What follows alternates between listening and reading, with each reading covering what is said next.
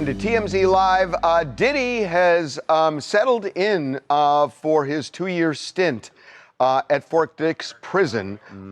He seems to be getting along just fine based on pictures that TMZ obtained. He seems like the life of the party, if you want to call it that. If you want to call it that. If you want to call prison that. It is minimum security. But yeah, he was getting acquainted with some of his fellow inmates and smiling even, seeming to be enjoying whatever the conversation was. And look, he has only Diddy, we know that Diddy has friends all over show business. But when you're that well connected, when you go to prison, of course there's going to be someone there that you know. Short story, Diddy is a huge celebrity. And aside from the scandal, which only elevates his celebrity when you get in prison, you got to remember that a lot of the people in there look at this guy as he's the biggest celebrity I've ever seen in my life. So the attention is laser focused on him. And by the way, there is another celebrity there who Diddy actually knew before they both ended up at Fort Dix. Fancy meeting you here. It's kind of like that. He went in a few weeks before Diddy ended up there. That is former NBA star Sebastian Telfair. Yeah, Sebastian Telfair, not just NBA star, one of the legends of New York high school basketball. Very famous as a high school player. Yep. Diddy somehow got to know him and I guess has maintained some sort of relationship. But they knew each other over the years. What's he in for? I believe he had a weapon. It was some sort of weapons charge, some federal weapons charge. Is that the way you always start a conversation? Yeah. What are you in for? Yeah. I think how it goes in movies. I think it starts with I didn't do it, but here's what they got me at. Yeah. Well, that's understood when they say what are you in for. Right. That's why they don't say what did you do. Yeah. So a lot of people are saying, look, he's going to serve for the next 2 years. I don't know about that. I mean, he's going to serve around that. He may serve less because there are credits you can get in prison. When you think about it, because I was thinking about this over the weekend, that this is best case scenario for Diddy. He knew he was going to get convicted of the Mann Act. That was a given because it was all laid out in the trial. What he didn't know is the other charges that could have landed him in prison for the rest of his life. So getting convicted only of the Mann Act is a win, and he really couldn't have expected much more than this and in a minimum security prison. He comes out of this with very little baggage. I think he comes out as a huge star that people are going to welcome. He's not coming out with a sort of a mark of, oh, you guys think differently? I think he comes out as I don't think anybody really holds this against him anymore. I got to tell you. No, I think people remember. And I got to be honest, I think there are people who will see these photos and be pissed off about it, that he seems to be, I won't say living it up. No, I agree. But he's smiling, he's happy. That's not what people who think he should have been convicted on the other charges. You want him on a chain gang? That's what they want to see. They want to see the difference is, you're right, that he basically won that case. But what I think you're wrong on is that Cassie video is the public remembers people's it, and memories. that's why people will I disagree. Find this. I just disagree. Well, time will tell if he comes out of it with the hero's welcome. But you know, time does. Look, you look at Chris Brown. 2 years from now could be a different story. Look at Chris Brown. The Rihanna pictures, the beating pictures were horrific. Yeah. And it stayed with him for years, but it's distant memory now. It's distant memory, but again, I will say, and we said this before, is yes, we saw her face, but they didn't see him beating her. I know. And there's a difference there. I don't, and again, I still say nothing is, the way it looks right now. 2 years from now could be different. Yeah. But right now, I think there are a lot of people who are saying, this guy's living the life of Riley in there, and they don't want to see that. And the final thing is Donald Trump. That we have told you that he was vacillating on whether to give him a pardon, and that some people in the White House were telling him don't do it, but he's talked about this publicly 3 times, knowing it's on his desk. And Donald Trump is one of those people who the last voice in his head, he may just impulsively do it. And also, it's a card he can hold for now, that he'll play if he needs to, he will. Yeah, I mean, do not discount Donald Trump giving Diddy a pardon. That is Very much on the table. Absolutely Very on much. the table. Yeah. I'm Robert Smith, and I'm located in Atlanta, Georgia. If I was in prison with Diddy, I would be learning so much about how to become a better businessman and trying to be one of the best businessmen of all time because he's a business savvy businessman. What an Yeah, interesting. no doubt. That's interesting. There's no doubt that there are going to be people who want advice from him, who want to learn what he's learned about being, like you said, a businessman, being in show business. So wait a minute. He's doing. He will be the center of attention. He's on laundry detail right now. Right? Do you think it's out of the question that the people who run that prison might say, we're going to have you give seminars on business to these guys? And if you're Diddy, you say, absolutely. Whatever you need me to Absolutely. do, because like you said, that's where those credits come in, and it could shorten his sentence. Yep. Well, it turned into a very eventful weekend for Sydney Sweeney. She had some public events she had to do, like she was at the big NASCAR race yesterday. But before that, she was in LA celebrating Saturday night with some friends. They were watching the World Series. And eventually, she ended up face to face with her ex-fiance, Jonathan Davino. So she was at a restaurant called Giorgio Baldi. We've covered it a lot. Rihanna's It's favorite place. Rihanna's go-to restaurant. Lots of celebrities go there. So she leaves the restaurant, gets in an Uber, and a couple of blocks down the road, it looks like there was a car that followed the Uber from the restaurant. The Uber pulls over. And it was a car driven by Jonathan Davino. So 2 blocks down the road, the Uber stops. Sydney gets out. And she gets out and gets in Jonathan Davino's car. So you're wondering, Right. because you know she's dating Scooter Braun right now, and it's Right. pretty serious. So And the quest- everything had been that she and Jonathan were done. He moved out. Right. So this was Well- strange to see them back together. This reunion didn't seem like they're getting back together or rekindling their romance. It looked opposite of that. It looked very, very tense. In all the paparazzi photos, they look like they do not want to be seen together. And actually, a source told us that Or when certainly she didn't want to be seen with him. Right, but even his face looks like he's kind of got a scowl. Yeah. And we were not told, a happy conversation. Right. When she got out of his car, because they apparently went back to her house, when she got out of his car, a source told us that they overheard her saying to him, "I don't believe you. Please leave. Leave me alone." Yeah. Oof. So my opinion on this is that Jonathan Davino is not thrilled with the breakup of their relationship. Right. And that he's watching her, develop a relationship with Scooter Braun. She's moved on. I don't know, you could say he's moved on. I mean, that's just the sense I get from all of this. I would definitely not say he had. I mean, if he had moved on, he wouldn't have been there Saturday night. He wouldn't have just happened to. And I don't believe that he just happened to see her. This wasn't.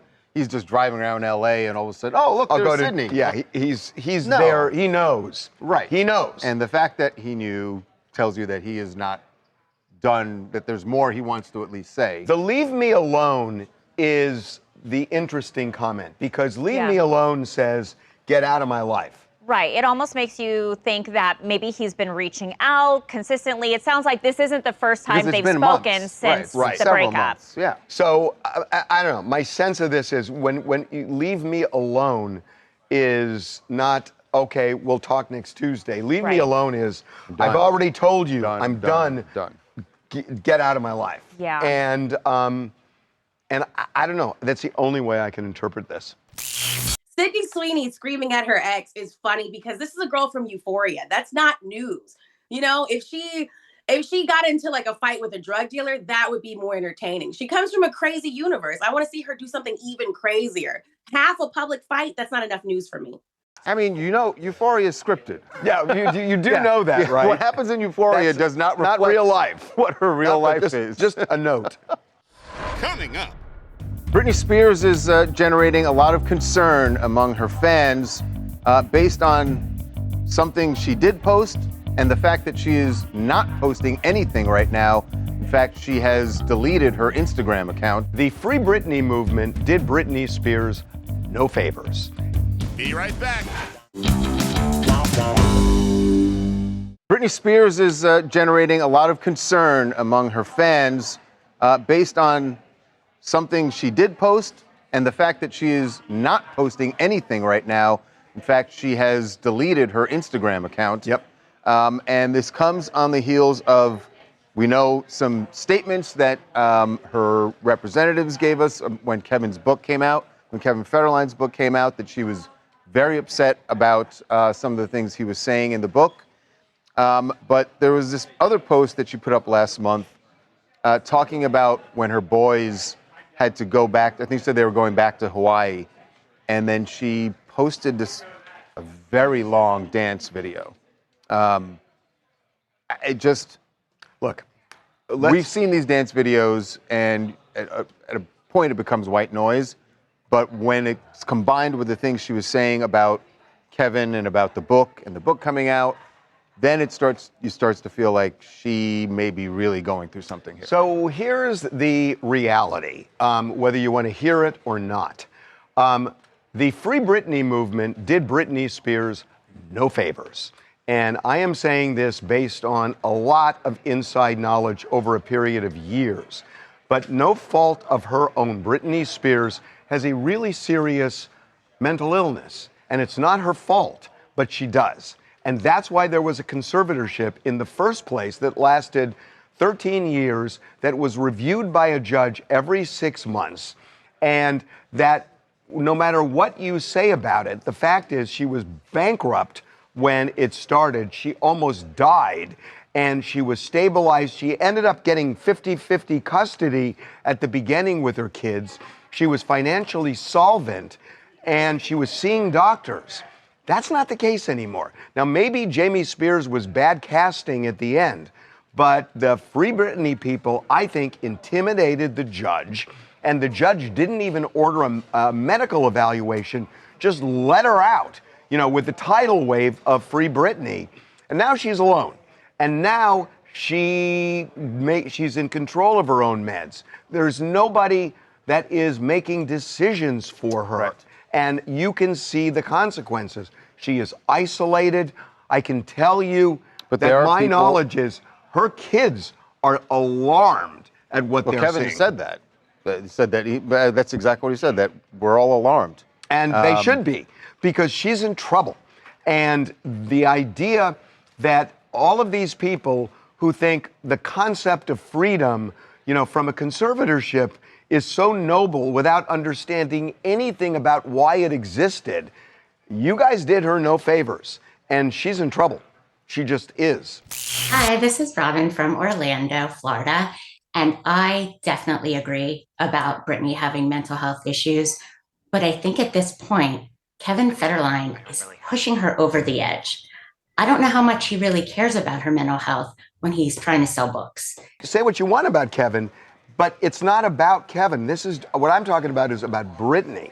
And now, we should say that she's deleted her Instagram before in the past for sometimes months, and then it comes back at some point. She still has her X account up, right? Right, and like you said, this happens all the time. You have to assume, I had spoken to someone the week the book came out, Kevin's book came out, was a couple weeks ago, and they said she was devastated by this book. She's heartbroken by the things that Kevin wrote about her, which prove that the stuff that's written in the book is true, and she's now bothered that the public knows about some of these things that she thought were hidden behind closed doors. Right. Yeah. But it's really not about whether she keeps her Instagram up or not. There's just a reality here, which is there's a problem. And somebody's got to do something, because this gets dangerous over time. We are just one day from Election Day, and that means that President Trump is on a lot of people's minds, because either you're leaning into the president if you're a Republican who's running, and if you are a Democrat, well, you're taking every shot you can, and you're getting support from the guy who's still pretty much the face of the Democratic Party, and that is Barack Obama. He is the closer. There is nobody who is more popular right now in that party than him. Which might be a problem for the Democratic Party It's a since huge he's not problem. running. But he was out around the country stumping for Democratic candidates in crucial races, among them the governor of New Jersey and the governor in Virginia. And a lot of this will have an impact, that people believe, on how the midterms go next year. So here's what Barack Obama had to say when he was in Virginia. And this is how President Trump came up, talking about some of the changes he's made around Obama's old place. As for the president, he has been focused on critical issues like paving over the Rose Garden so folks don't get mud on their shoes, and gold plating the Oval Office and building a $300 million ballroom. So Virginia, here's the good news. If you can't visit a doctor, don't worry. He will save you a dance. I mean, he was fire and brimstone, not just in Virginia, but in New Jersey. I mean, he had that crowd going crazy. And, you know, it's interesting because if anybody watched, I'm sure 60 people Minutes, did. right? Not 60 Minutes, Bill Maher on Friday night. He was comparing the Democratic Party to Sears, saying it's a shell of its former self. That, yeah, there's still Sears you can order online, but the glory days of Sears is over. And he's saying that with the Democratic Party... It's not that bad. Well, he's saying Sears they bad. used to get unions. They used to get young people. They used to get a lot of people they're no longer getting. And he said they just lost their way. And it was very interesting comparing the two. I'm not sure this gets you back. This is one of the most gifted orators ever, but he hasn't been in the White House for 10 years nearly. So they're trotting out their best and brightest from the past. He's certainly still got it. He's got his fastball, but that's a sad commentary sort of in line with what Bill Maher is saying. Where's the young blood? Where's the lifeblood of this party? I think some people, and the Democratic Party is torn on this, but the young people are in New York City. And you know who they're voting for. Right? I mean, Zoran Mondani is the voice of the Democrat Party. This guy. Well, he is a big voice of the Democratic Party right now. Democratic, Mike. I know you love that Democrat Party. No, it's just Democrat Party. Well, no, but it's just true. I mean, he is not as good looking as Donald Trump, according to Donald Trump on 60 Minutes. Zoran Mondani, 34-year-old Democratic socialist. He's the front communist, not socialist, communist. He's far worse than a socialist. Some people have compared him to a left-wing version of you, charismatic, breaking the old rules. What do you think about that? Well, I think I'm a much better looking person than him, right? It's interesting that Barack Obama is not in New York City. I mean, they don't need him because Mamdani has such a big lead. You know what came out over the weekend? That Obama made a private call to Mamdani. I heard about this, and I thought it was interesting that he made a private call. Yeah. Instead of showing up at an actual event. Could not agree with you more. Yeah. And said you ran a great campaign. Not about endorsing him. You ran a great campaign. My name is Haley. I'm from Denver. Listen, when Obama was president, he couldn't so much as wear a tan suit without getting from Republicans. It is audacious for Donald Trump to be focused on renovating his tacky gold ballroom when he just paused the SNAP program and millions of Americans don't know where they're going to get their next meal. Obama has every right to mock Donald Trump right now. We should say, by the way, what you just referenced the SNAP program. Just about an hour ago, the Trump administration said that they are going to pay half. They found money to cover half the SNAP funds for now. How about taking it from Argentina? Coming up. Well, the celebration is on here in Los Angeles. The Dodgers having their World Series victory parade. One guy who we spoke to last week, he was really excited for the Dodgers. That was Jerry O'Connell. Over the weekend, things got a little weird up in Toronto as they were playing Game 6 and 7 because there was Jerry in a Blue Jays jersey. I'm sorry, I'm not from LA, fellas. I'm not. Be right back. TMZ's got every freaking thing. Big celebs, big stories, big events. Phoebe Rexa was looking hot on vacation. Look at the water, too. Did you just say, look at the water? I mean, I'll be honest, that is what I was looking at.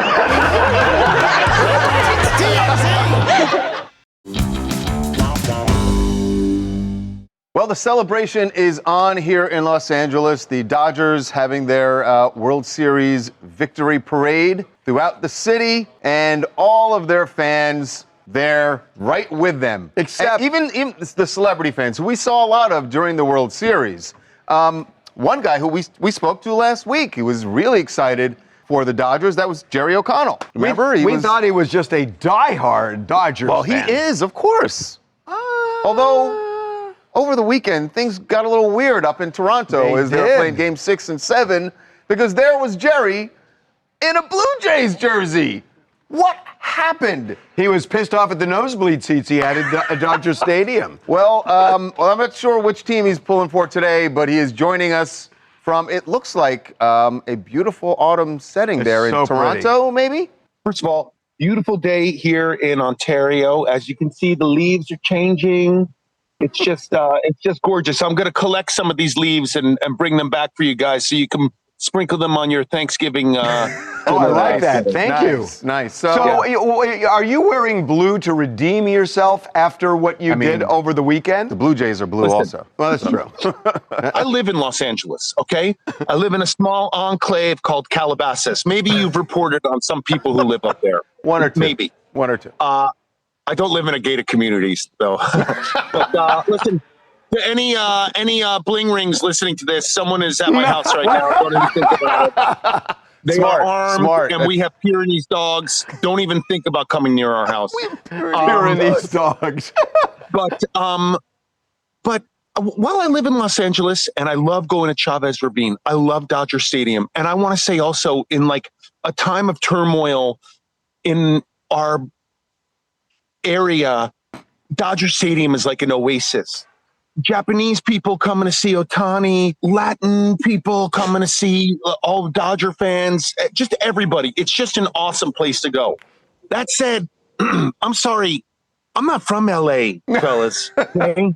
I'm going to blow everybody's minds here. I'm not a Lakers fan. I'm not a Dodgers fan. I love going to the games. I love going there. I'm a Mets fan. I was going to say, Jerry, aren't you from New York? Like, I remember, look, I wanted to bring this up last week when you were all in for the Dodgers, because I do remember that you were a Mets fan, and I just thought, well, I'm not going to give him crap about it. Maybe he's just lived in LA long enough. I actually risked my life. I went to Dodger Stadium in Mets gear. I risked my life, fellas. That is during the World Series, during the NLDS last year. Right. That is a scary thing. Now, all that said, my wife is working up here in Toronto. Sorry, the light just changed here. I know, it's beautiful. My wife has been here for 5 years. Everyone my wife works with is a diehard Blue Jays fan. This whole nation was rooting for the Blue Jays. You guys may or may not know this about me. I am kind of a thing here in Canada. I was started as a child in a show called My Secret Identity. I'm what you would call the Jason Bateman of Canada. Whatever. It's not a big deal. It's not a big deal. Did you have better seats than you did at Dodger Stadium? Shout out to Major League Baseball. Shout out to the Toronto Blue Jays. And you know what? I got to actually shout out you and Charles Harvey and everyone at TMZ because I was posting all that stuff from that 18-inning game from maybe the highest seat in the world. I mean, I was up there with like Elon rockets. I was up the drones for the MLB on Fox thing. The drones were beneath my head. I was looking down at the drones. So you shamed them by coming on TMZ. Anyway, this is an alleged story, but somebody at Major League Baseball, a celebrity was complaining about their seats not being close enough. I'm not saying if it was Prince Harry or Meghan Markle, but that's a joke, everyone. They had great seats. They were sitting right on the field. I know. But allegedly some celebs were complaining about their seats, and someone at Major League Baseball went, this dude is up in the nosebleeds and he had to go number 2 the entire time. He's not complaining at all.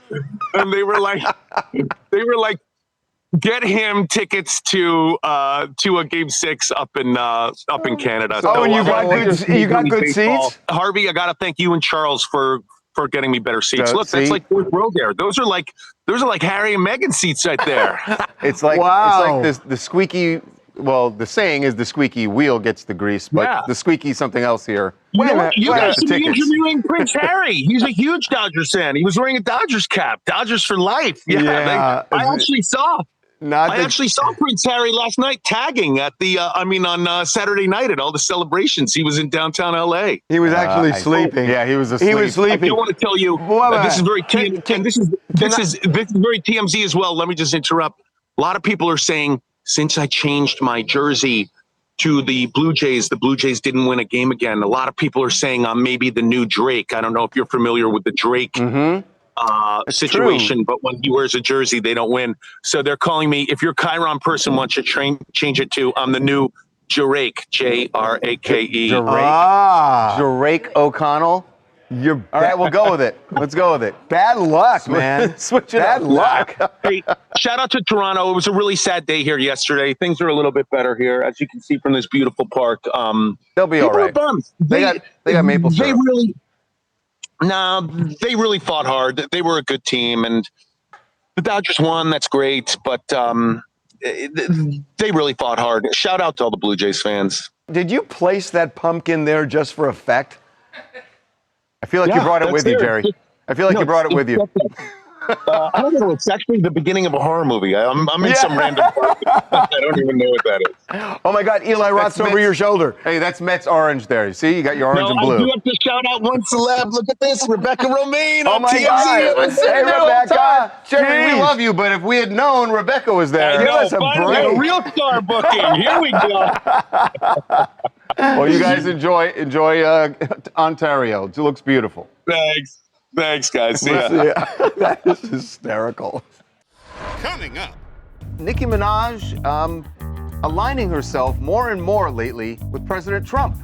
And the latest issue that she really wants to get into, and she agrees with the president on, is Nigeria. This one just made my jaw drop. be right back. Welcome back to TMZ Live. Nicki Minaj aligning herself more and more lately with President Trump. And the latest topic, the latest issue that she really wants to get into, and she agrees with the president on, is Nigeria. There's a lot of things that are this crazy one about this. just made my jaw drop. So the president made posted this basically threatening that we may be putting military forces in Nigeria. Because he says that we are they're slaughtering Christians. Christianity is facing an existential threat in Nigeria. Thousands of Christians are being killed. Radical Islamists are responsible for this mass slaughter. The United States cannot stand by while such atrocities are happening in Nigeria and numerous other countries.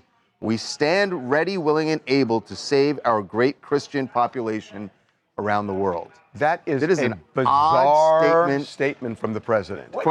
It's a bizarre statement for the president, who has said that threatening to invade Nigeria. What is so bizarre? Are you kidding me? It's bizarre because he's been all about invading. Here.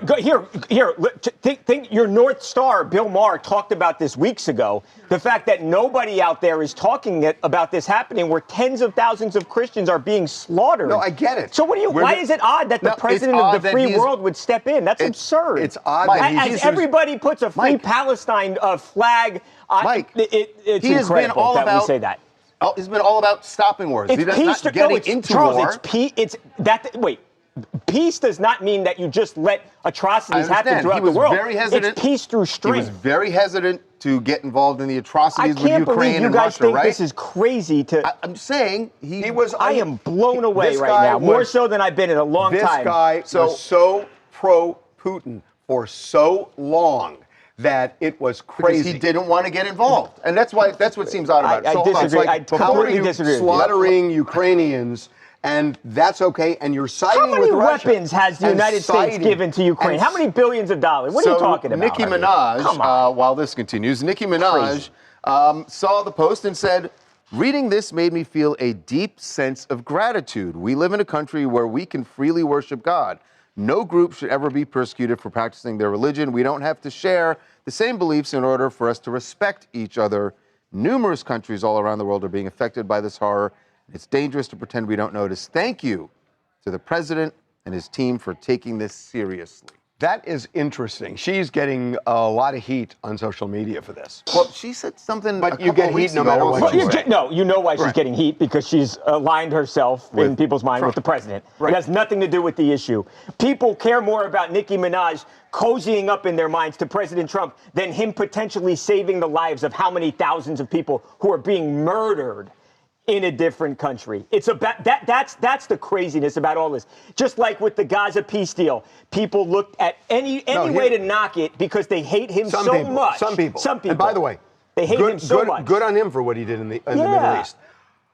You cannot reconcile Absolutely siding can. with Putin. He didn't side with Putin, Harvey. What are you talking about? Where have you been for 3 years? I've been right here. Where have you been for 3 years? Here. I believe in Putin. I believe he's telling me the truth.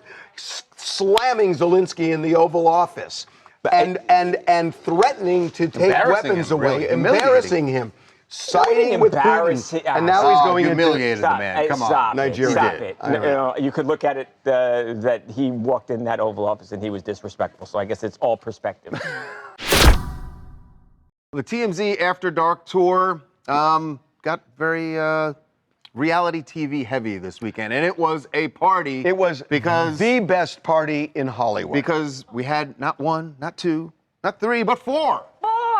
Members of the Selling Sunset cast hosting over the weekend. And, of course, it was Halloween weekend, so you had lots of people showing up in costume. And it was just unbelievable. Shots were going around. Again, there's a DJ on the bus. It was the best party that anybody could have in Hollywood. So who do we have on Friday night? So we had Mary and Bree on one bus, and then we had Amanda and Sandra on the other. And it was truly a dream come true. They came decked out in their costumes. We had the Joker, we had Harley Quinn, we had Cookie Monster. Who was Cookie Monster? The Grouch. Oscar the Grouch. Cookie Monster was Sandra. Yeah. And they got free shots along the way. Free shots at every bar. We love those bars so much. Rainbow Bar and Grill. Which is the greatest. The greatest. They reserved a room for us. And so all the girls got to meet up and hang out and talk the tea of the season because there's a lot of drama, but thankfully they like each other. By the way, everybody got Monster Energy drinks. Right. Oh yes. Fueled by Monster. Everybody got a Monster Energy drink. The stars loved it. They were drinking it. It was making them twerk. One of them couldn't twerk. That's what happens with Monster, by the way. You should know that. I'm really not going to look at Sesame Street the same. Then start twerking. Yeah. And then on Sunday, it was the brunch bus. And oh my gosh, I also went on that. It was the best day ever. And it kind of takes over West Hollywood. Like this bus, you get mimosas, empanadas, another mimosa, a shot. There's a lot of party envy going on Sunday. People watching the bus. It was Ashley she was the most recent Big Brother winner, Ashley Hollis. She won like $750,000. I know, and she was glowing. Did she pay at least? Did we pay is the question. So this is great. So they go to Lisa Vanderpump's restaurant, Tom Tom, get a shot there. They go to the Henry. They get mimosas. Then they go to the Butcher Baker, the cappuccino maker. They get these great empanadas. Here's the thing: if you're in town, you can either get on the bus or you can just be envious of the bus. I love this and bus. watch it go by and go like, "I wish I was having that party." It is so fun. These are your options. Sorry for sounding promotional here, but it is like No, but it's great. It is the best party. You guys, it's not even my job to hop on. I'm doing it for fun at this point. It's really true. We don't pay her. He didn't say that. Go to monsterenergy.com and you can see more about this, but it's awesome. Coming up. The New York City Marathon went down this weekend. Jordan Litz, one of the stars of Wicked, decided that he would not only run 26.2 miles, but, then I'll just hop on over to the theater and do 2 performances. I finished around 12:50-ish, which gave me 40 minutes to get from the finish line to the stage door. Be right back. Well, the New York City Marathon went down this weekend, yesterday actually, in New York, and it was, it's always incredible to see people like first-time runners, people who are doing it for a loved one or something. A lot of emotion around this. Also, a lot of exhaustion where you would think that once somebody finishes, they basically call it for a day. Yeah, because you just run 26.2 miles. What else could you possibly do? Well, Jordan Litz, one of the stars of Wicked on Broadway, decided that he would not only run 26.2 miles, but, then I'll just hop on over to the theater and do 2 performances of Wicked. Not one. Not one. 2.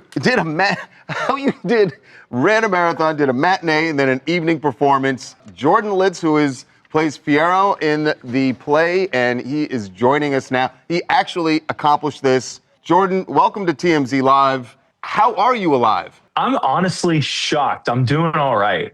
Besides a couple of little wear and tear things on a hamstring or a quad here and there, I'm emotionally stable. I'm physically stable.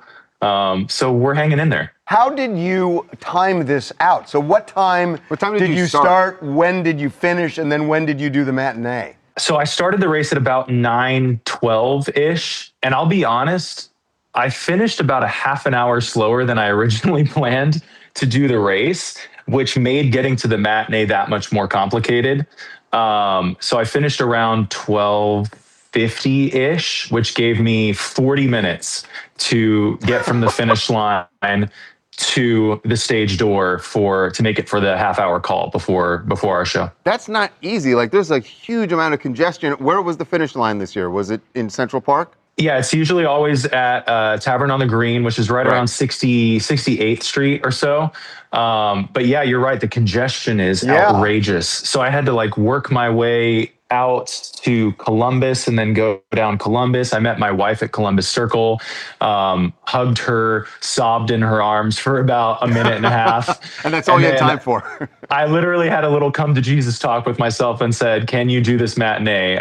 Are you going to survive this? And I said, you must. They talked about you on SNL. You have to do it. I was going to say, Jordan, did you see the joke on SNL that they closed the weekend update with a joke about you? Basically, Colin said, this guy's going to die after he gets done with all this. I woke up in the morning, the day of the race, with hundreds of messages like, Jordan, you were on SNL. Can you believe this?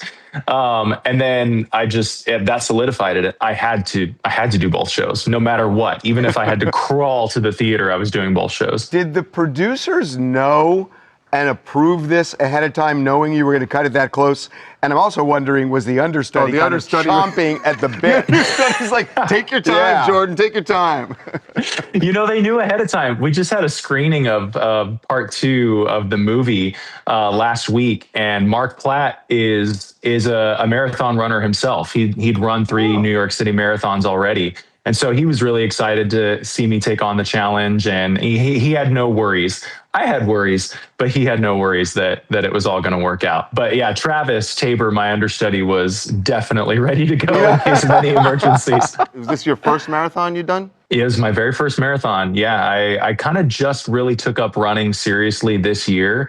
So I did a 26-week training block, which is kind of unorthodox, but I needed to get my body and my legs used to the pounding that it was going to take, not only for the marathon, but then to do Dancing Through Life and all of the rigors that Fiero requires for 2 shows. So how are you feeling, really? I'll tell you what, I really honestly do feel okay, outside of my ego was a little bruised, because I was thinking, I'm going to go out there and I'm going to run sub 3:10, close to 3 hours. And my hamstring just took me out coming through the Bronx. And from that point out, it was just crawl. How do I finish? How do I get to the finish line? What mile marker was that when? 22 is when the wheels really, really came off. Oh, man. That's rough. I was okay up until then. I thought, you still have a chance at sub 3:20. But then, yeah, at that point, it was pure survival. So you got a mention on SNL. You ended up doing 2 plays that same day. So you kind of won this marathon, because I think your story is the best story. So congratulations. I appreciate that so much. I accomplished the main goal, marathon, 2 shows. It was wicked. Wow. Wicked, yes, indeed. Jordan, thanks so much, and congratulations, man. Thanks for having me, boys. Appreciate it. Coming up. Well, this is something we have not seen from Jennifer Aniston in a long, long time. Maybe ever. She is very publicly declaring her love for her new boyfriend. Be right back. Well, this is something we have not seen from Jennifer Aniston in a long, long time. Maybe ever. Yeah, because back when she and Brad Pitt were together, like social media wasn't a big thing anyway. Yeah. But she is very publicly declaring her love for her new boyfriend. We got to give Jim Curtis his due. It's his birthday, and Jennifer posted a very loving PDA photo and said, "Happy birthday, my love. Cherish." That is big for Jennifer Aniston. She does not post that from ever her. Like that, ever. So this is a serious relationship. It's her going Instagram official with this guy. I mean, we've known they're together. They were on the yacht. I think he was at one of her premieres recently. Also huge for his business. So he's a hypnotherapist, whatever the hell that means. But he's he's a life coach who uses well, hypnotherapy. his business is going to be booming because he landed Jennifer Aniston. Actually, what a good point. Oh, wait, you made it sound like he landed Jennifer Aniston. He did he not? Were you saying that that's proof of his... No, I'm not saying he did anything nefarious. But he's got no, he's right, though, that his business should explode over this. Because it's like, clearly, this guy knows what he's doing. Well, Anya from Kansas City, respectfully, he's super hot. You go, Jen. I'm rooting for her. I think we're all rooting for her. You know, Jen deserves her happy ending, and bonus points for it being a silver fox Prince Charming. No, he's a good-looking guy. Yeah, he is. Okay, every weekend we put polls up on the website to find out how you guys feel about issues that came up last week. We did it this weekend, and here are the results. Trump won't leave office in 2029. Ridiculous. He'll hunker down in the White House. Interesting it's split that way. Wow. Yeah. It's pretty much, that's 50-50. But the majority think he's gonna. Kim K says the moon landing was fake. She's so smart and right. Worry about the bar exam, Kim. I Clearly, think it's gonna be by a lot. And there you go. Those results coming down this week. Blake Lively will take Baldoni to trial. Absolutely, and she'll win, or nah, she'll blink and settle. I think she's gonna blink and settle. Yep, there you go. Sydney Sweeney, see-through dress, love it or hate it? It's gonna be 50-50. This is interesting. I think it's gonna be 50-50. It's pretty close. Pretty much. Pretty close. Always err on the side of hate. Out with their congressional asses, OWTA. I mean, you added a C in the middle of it now, but all right, fine. Yes. Out with their asses. Yes, they're all responsible. No, only one party's to blame. Please say the first. Ooh, Please this say is the tough. first. That's a yes. That's what it should be. And yet, see what happens on election day next year. Really. Well, not so much this year. The movement's just beginning. Coming up. Well, Taylor Swift missed out. She was not at Travis Kelce's game in Buffalo. Maybe lucky for her because they lost. But that's all right. There's another music superstar stepping in. Be right back. Well, Taylor Swift missed out. She was not at Travis Kelce's game in Buffalo. Maybe lucky for her because they lost. But that's all right. There's another music superstar stepping in. Cardi B made her debut at a Patriots game because, of course, you know, her boyfriend, father of her soon-to-be-born child, Stephon Diggs, star wide receiver for them, and she was sitting in the owner's box there right next to Robert Kraft. And so Cardi is the new Taylor Swift. Now the question, will she be drawing plays? No, she's not going to be drawing up plays. Well, no, but I don't think so. That's yes, the thing. Taylor did that whole thing where she was learning. I don't think Cardi's that. Okay, but the big question then is Cardi going to be invested enough to learn the game? She's going to be a little busy. She's about to have a baby. She's got her hands full. She's got help. She's got help. I think she got a very warm reception. I think you'll see her back at Gillette Stadium. We will see you tomorrow.